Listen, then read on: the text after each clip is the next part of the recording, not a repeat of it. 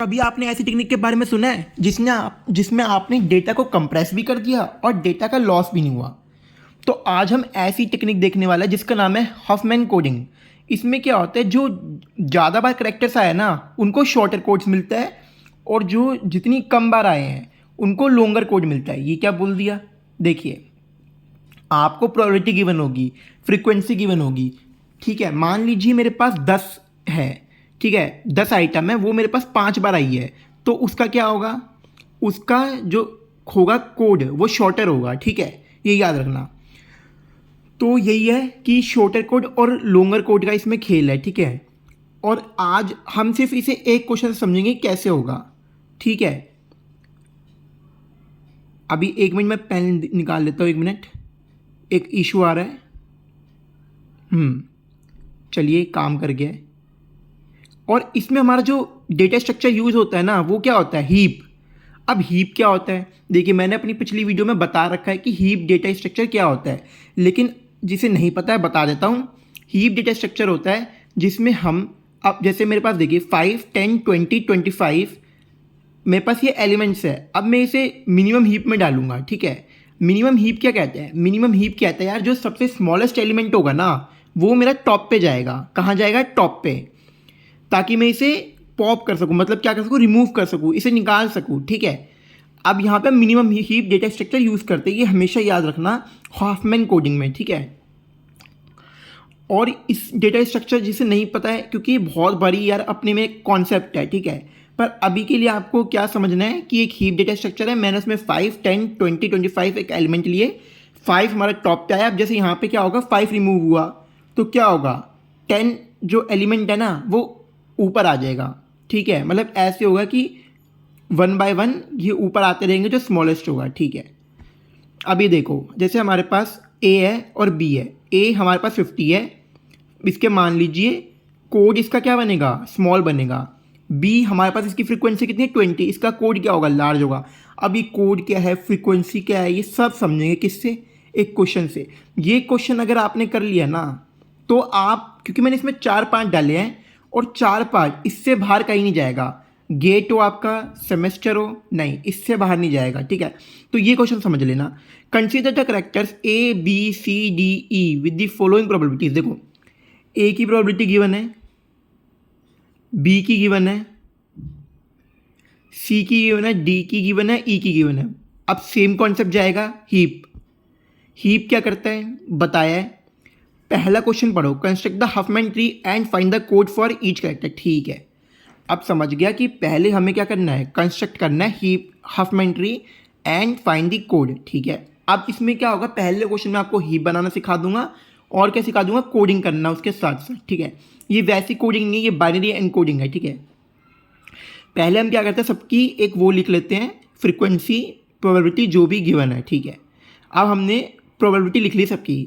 अब हम क्या करेंगे, अब हम देखेंगे स्मॉलेस्ट कौन सी है, यहाँ पे बी और ई लग रही है, क्योंकि 0.05, 0.09। अब ये क्या होगी, हीप में जाएंगी। यहाँ मतलब हीप में जाने का मतलब क्या हुआ, रिमूव होंगी, क्योंकि सबसे स्मॉलेस्ट है, हीप में डालते ही रिमूव हो गई, क्योंकि 2 चाहिए हमें ट्री बनाने के लिए। अब ये देखो बी लिख देता हूँ, ई लिख देता हूँ, इनके नीचे इनकी प्रोबेबिलिटीज़ लिख दी हैं। इनको अब मर्ज करना है। मर्ज कैसे करोगे, ऐड करके, इन दोनों को क्या कर दो, ऐड कर दो। और अब याद रखो, अब हमारा 0.14 है, क्योंकि ये दोनों तो हीप से रिमूव हो गए हैं, बी और ई। अब हमारे पास क्या बचा, 0.14। और अब ये देखना, ये दोनों तो मैंने रिमूव कर दिए, और अब हमारे पास डी और ई बचा, 0.15 एंड 0.14। अब ये कहाँ जाएगा, 0.15 और 0.14 बचा, ये तो चलो सही है कि बचा, पर अब 0.15 क्या है, 0.14 से बड़ा है कि नहीं। अब ये जाएगा राइट में। हमेशा याद रखना, जो बड़ा होगा वो राइट में जाएगा, जो स्मॉल होगा वो लेफ्ट में जाएगा। ये बहुत इंपॉर्टेंट कॉन्सेप्ट है, जो बड़ा होगा राइट में जाएगा, जो स्मॉल होगा लेफ्ट में जाएगा। और इन दोनों को क्या कर देते हैं, ऐड कर देते हैं। 0.14, 0.15 कितना हो गया, 0.29। ठीक है, अब इसे दोबारा हीप में डालेंगे। अब पर उससे पहले देख लेते हैं हमारे पास बचा क्या क्या है, ए बचा है, सी बचा है, 0.29 बचा है। अब 0.23 हमारा लेस है, देखो लेस था तो कहाँ गया, लेफ्ट में गया, इसको ऐड कर दो। अब हमारे पास 0.52 बचा और सी बचा, क्योंकि वो दोनों तो यूज़ हो गए, इन दोनों को फिर से हीप में डाला 0.48। अब इन दोनों को ऐड कर दो, कितना बन गया 1। ठीक है, अभी देखो समझ आया होगा आपको। इसको एक बार दोबारा ड्रॉ करेंगे ताकि और अच्छे से हम इसमें बाइनरी एनकोडिंग सिखा सकूं कि कब 1 लिखना है, कब 0 लिखना है, कब 1 लिखना है, कब 0 लिखना है। ये देखिए दोनों स्मॉलेस्ट थे तो नीचे लगे, रूट में आए, मतलब लीफ्ट नोड में आए, सबसे नीचे आए ना, क्योंकि इनकी प्रोबेबिलिटी क्या थी, सबसे कम। तो इनको क्या मिला कोड, सबसे लार्ज। वो भी देखेंगे कैसे। तो सबसे पहले क्या करते हैं ना, एक नया ट्री बनाएंगे, उसमें आराम से आपको वो सिखाएंगे। ठीक है, अभी देखो 0.15 बड़ा था 0.14 से, इसमें डिफरेंस चेक करना है बेसिकली। जिसका डिफरेंस ज़्यादा है, कम है, लेफ्ट में लगाओ, राइट में लगाओ। अगर देखो डिफरेंस कम है तो वो यूज़ करेंगे, फिर देखेंगे भाई ग्रेटर है, बड़ा है, छोटा है, लेफ्ट में डालेंगे, राइट में डालेंगे। अब 0.29 और 0.23 को कंपेयर किया तो पता लगा भाई 0.23 लेस है, बट लेफ्ट में जाएगा क्योंकि लेस है। और हमने 0.48 से भी देखा 0.29 को, क्योंकि हमारे पास 2 बचे थे, ए और सी। तो देखा डिफरेंस किस में कम है, बी ए और 0.29 में। फिर हम देखा क्या 0.23 बड़ा है, नहीं, तो लेफ्ट में जाएगा। ठीक है, अब क्या करते हैं ना, सबसे पहले एक बार ट्री दोबारा बना लेते हैं अच्छे से समझने के लिए। चलिए एक बार फ्रीक्वेंसी देख लेता हूँ किसकी कितनी है।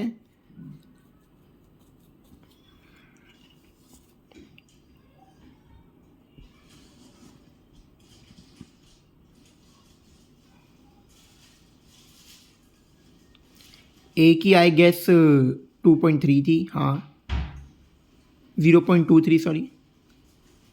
अब यहाँ से हमारा, हाँ अब ये देखो हमारा पूरा रेडी हो गया हॉफमैन ट्री। ठीक है, अब इसमें बस एनकोडिंग करनी बची है। अब हमें वो कोडिंग नहीं करनी जावा सी और वैसी, नहीं, हमें बाइनरी एनकोडिंग करनी है। कैसे, 1 0 1 0 1 0। सबसे पहले इनके आगे अपने इनके नाम लिख देते हैं भाई, जो भी था, ये ए था, बी था, सी था। ठीक है, अब हम एक बार रीचेक कर लेते हैं, हाँ सब सही है। ठीक है, अब इसमें हम देखो रूट नोड देखेंगे। रूट नोड क्या है इसमें, 1, जो सबसे टॉप पे है 1। वहाँ से हम ट्रैवल करते जाएंगे, left right left right left right. और देखो याद रखना, राइट में आओगे 1, लेफ़्ट में जाओगे 0, राइट में आओगे 1, लेफ़्ट में जाओगे 0। मैं यहाँ पे लिख भी देता हूँ, राइट साइड लेफ़्ट साइड। ये अगर पॉइंट याद रह गया ना आपको, लेफ्ट साइड और राइट साइड का, आपको लेफ्ट साइड और राइट साइड कहाँ से देखनी है, द प्रेजेंट नोड। कहाँ से, द प्रेजेंट नोड, जहाँ पे आप खड़े हो वहाँ से आपको देखना है। अब क्योंकि अगर आप 1 पे खड़े हो तो आपको तो सारे राइट में दिख रहे होंगे, एक दिख रहा होगा लेफ्ट में, लेकिन नहीं, जहाँ पे आप खड़े हो द प्रेजेंट नोड, वहाँ से आपको अपनी एनकोडिंग करनी है। देखिए अब जैसे मैं रूट नोड यहाँ पे खड़ा हूँ 1, तो अब मैंने देखा अच्छा सी तो लेफ्ट में, तो 0 1 1, क्योंकि देखो अब 0.52 देखना, उसके लिए ए क्या है, लेफ्ट है, रूट नोड के लिए राइट है, लेकिन 0.52 ए क्या है, उसके लिए लेफ्ट है, तो वहाँ पे 0 आएगा। हमेशा याद रखना, प्रेजेंट नोड लेफ्ट और right side, present node left side और राइट साइड। ये अपने दिमाग में अगर 3 चीज़ें बिठा ली ना, एनकोडिंग में कभी गलती नहीं करोगे। ठीक है, और अब ये देखना 0.14 हमने क्या देखा, बी क्या हुआ इसके लिए, इसके लिए क्या है प्रेजेंट नोड, क्योंकि हम 0.14 पे है, इसके लिए 0 है बी, ई है 1, क्योंकि एनकोडिंग इसी तरह होगी कि कहाँ पे खड़े हो, कहाँ से कर रहे हो। ठीक है, प्रेजेंट नोड बहुत मैटर करता है, कभी भी रूट नोड से नहीं देखना है आपको। आप एक काम करते हैं, इन सब की भाई लिख लेते हैं, इनकी जो एनकोडिंग बनी। अब एनकोडिंग कैसे देखनी है, जैसे देखो अब मैं ए के लिए देखता हूँ, अगर 1 एंड 0, यहाँ से देखना 0 पॉइंट, देखो 1 रूट, देखो ये रूट नोड क्या है 1, रूट नोड से आपको ए पे जाना है, कैसे जाओगे, 1 और 0 ट्रैवल करोगे ना यार, अपनी रूट से अपना पाथ फॉलो करो एक। ठीक है, अब बी पे जाना है, ट्रैवल करो रूट नोड से 1 1 0 0, सी पे जाना है, सी पे क्यों गया मैं जल्दी, क्योंकि छोटा था तो 0। ये देखो ट्रैवल किया 0। अब यहाँ से देखो बी, देखो अब यहाँ से 1 1 0 0, ट्रैवल करते जाओ यार पाथ, बस रूट नोड से ट्रैवल करते जाओ पाथ जहाँ तक जाना है। देखिए 2-3 चीज़ें आपको याद रखनी है बस, जहाँ पे जाना है रूट नोड से ट्रैवल करते जाओ, एनकोडिंग फॉर्मेट आपको मिल जाएगा। अब यहाँ पे देखते हैं रूट नोड से, ये देखो रूट नोड मैंने मार्क कर दिया है पूरा आपको ताकि पता लग जाए, ठीक है।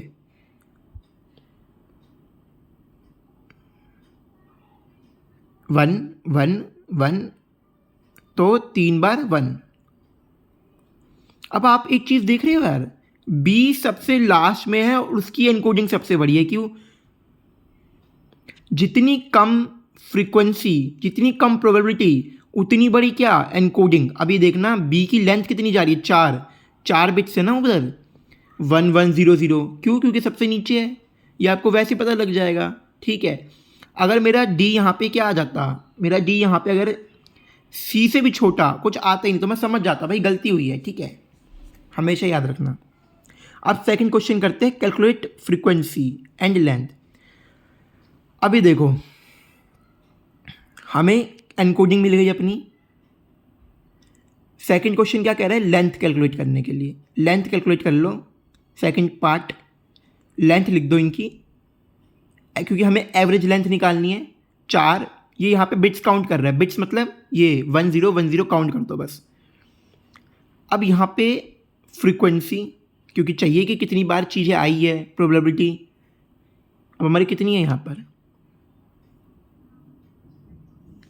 वो देखकर हम यहाँ पे लिख देंगे जितनी भी हमारी है।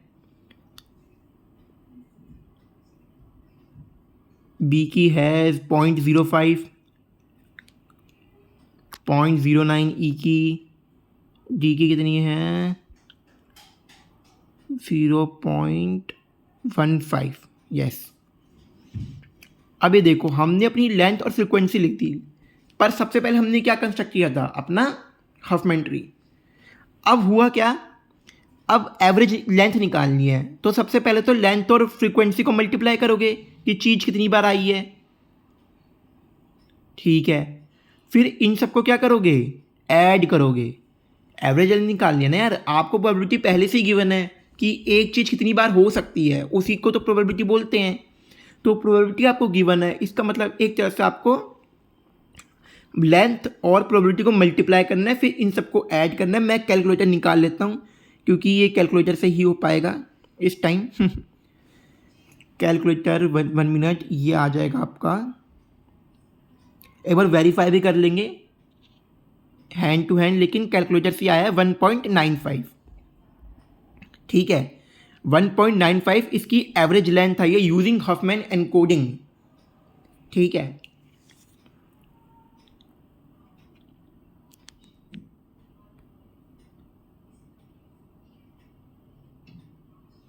अभी इस समय मल्टीप्लाई कर रहा हूँ, 0.45 प्लस 0.36। अब इन सबको अगर ऐड करोगे ना यार, 0.46, 0.20, 0.66 हो गया, यहाँ पे 1.08 हो गया, 1.49, हाँ ये देखो 1.95 पूरा करेक्ट आ गया हमारा। तो हमने क्या किया, लेंथ और फ्रीक्वेंसी को मल्टीप्लाई किया, प्रोबेबिलिटी फ्रीक्वेंसी कुछ भी कह सकते हो। अब third question, compare it with union, compare it with uniform encoding. अब यूनिफॉर्म एनकोडिंग और हॉफमैन एनकोडिंग में फ़र्क देखना आप, कितना कितना ज़्यादा आएगा। ये देखो यूनिफॉर्म एनकोडिंग में, ठीक है,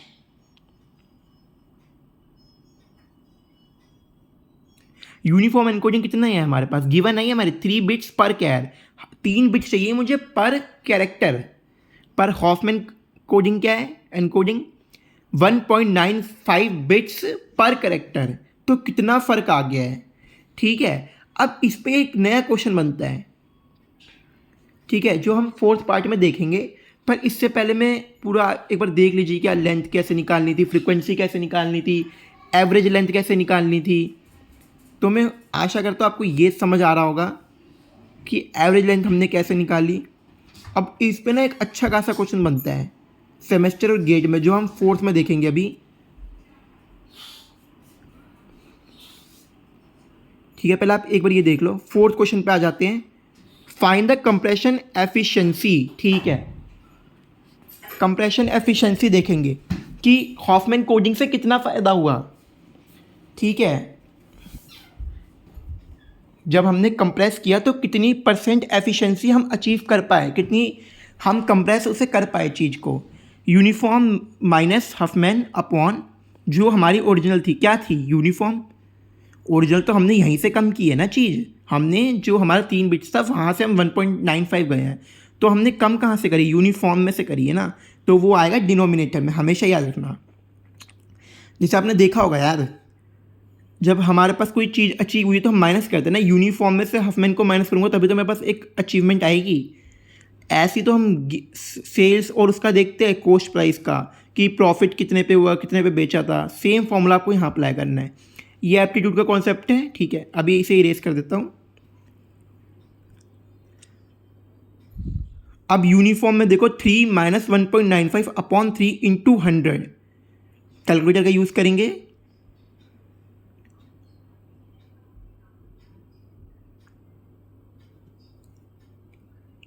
हाँ, 1.05 बाई 3 इंटू 100%, क्योंकि हमें यहाँ पे परसेंटेज निकालनी है।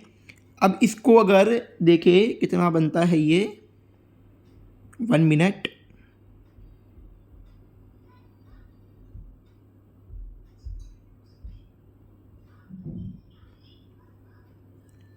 ये गाइस ये बनेगा 35%। तो हमने क्या किया, यूनिफॉर्म में से हॉफमैन को माइनस किया, वहाँ से हमें एक वो मिली वैल्यू, उसकी परसेंटेज आई हमारे पास 35%। यानी हमारा इतना डेटा कंप्रेस हुआ है हॉफमैन कोडिंग की वजह से, और डेटा लॉस भी नहीं हुआ है, कंप्रेस भी कर दिया है हमने और अचीवमेंट भी मिली है। ठीक है, तो 35% हमारा क्या हुआ है, डिक्रीज़ हुआ है। इतनी हमने एफिशिएंसी अचीव